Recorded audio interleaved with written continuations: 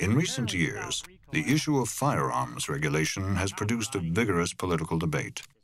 This debate rests upon the interpretation of the Constitution's Second Amendment, which reads, "A well-regulated militia being necessary to the security of a free state, the right of the people to keep and bear arms shall not be infringed." Originalists and libertarians view this language as clear and unambiguous and see it as conferring an individual right to own firearms. The Second Amendment at bottom is about armed self-defense. And that was armed self-defense on both the community and the individual level. Armed self-defense at the community level against the potential of future oppression by a centralized government, and armed self-defense at the individual level against, less organized forms of oppression. I think it's important to remember in 1791, we didn't have police forces to speak of. So defense of the population of the people against crime was not, in the first instance, a state responsibility. It was something that was done at the individual and community level. A competing perspective holds that the Second Amendment only guarantees states the right to organize armed militias, such as the National Guard. Well, our position is that the Second Amendment does not confer an individual right to own firearms. The Second Amendment has to be interpreted as a whole, and as a whole, the amendment talks about service in and relation to a well-regulated militia, which is, as the amendment says, necessary to the security of a free state. So the amendment has to be interpreted in that respect.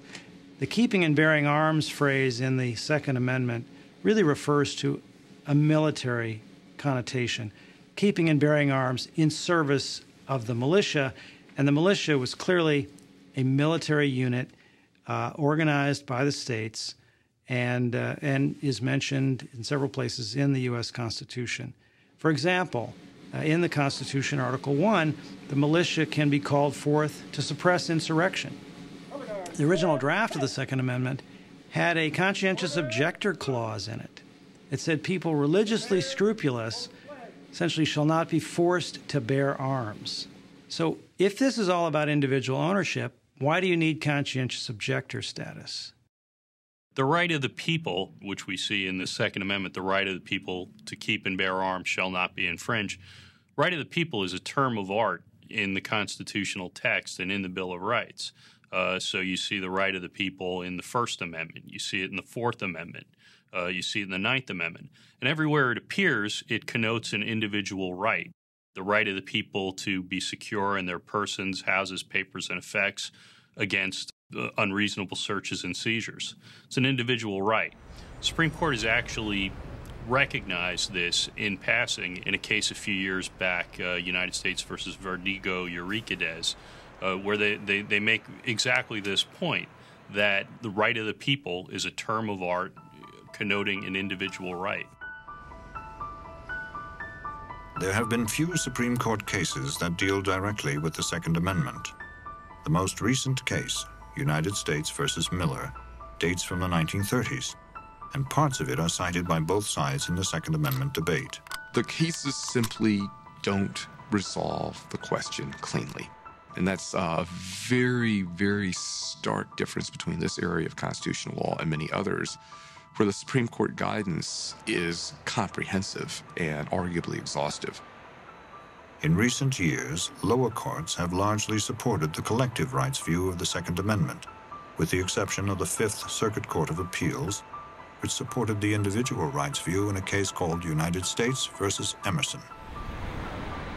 Recently, the two competing views of the Second Amendment have squared off in a series of court challenges to Washington, D.C.'s gun laws, which are among the strictest in the nation.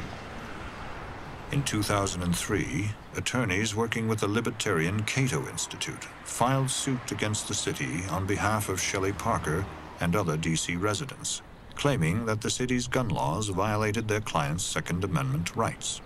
There are three laws that we are challenging in particular. First, you cannot have any handgun, period, that was not registered prior to 1976. Second, you may have a long arm that is a rifle or a shotgun. However, you not only have to have it registered, you have to have it disassembled or bound by trigger lock. the act of rendering it functional makes you a criminal. And the third aspect of the law that we're fighting is that the government requires you to have a permit to move your gun, even inside your house, your non-functional disassembled gun, from room to room. My only goal in this is to give myself and or other people in the city, if they choose to have a handgun in your home, assembled. You know, if the city wants to say, I have to be trained for 20 hours every year or any of the restrictions they want to have on it, it's perfectly fine.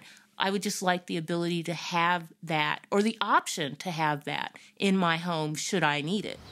The Parker case was first heard in federal district court, where Parker's challenge to the district's gun laws was rejected. The lower court, they upheld a militia interpretation of the Second Amendment, just like all other federal courts essentially have done. The lower court basically agreed with the city that the Second Amendment does not protect any individual rights.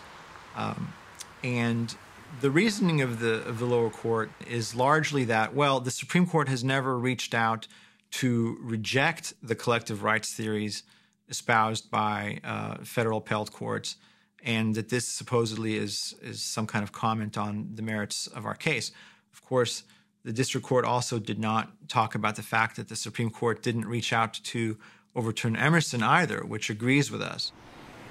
The D.C. Circuit Court of Appeals recently ruled on the Parker case. The appellate court found in favor of Shelley Parker and held that Washington, D.C.'s gun laws violated the Second Amendment. The city has since filed for review by the Supreme Court.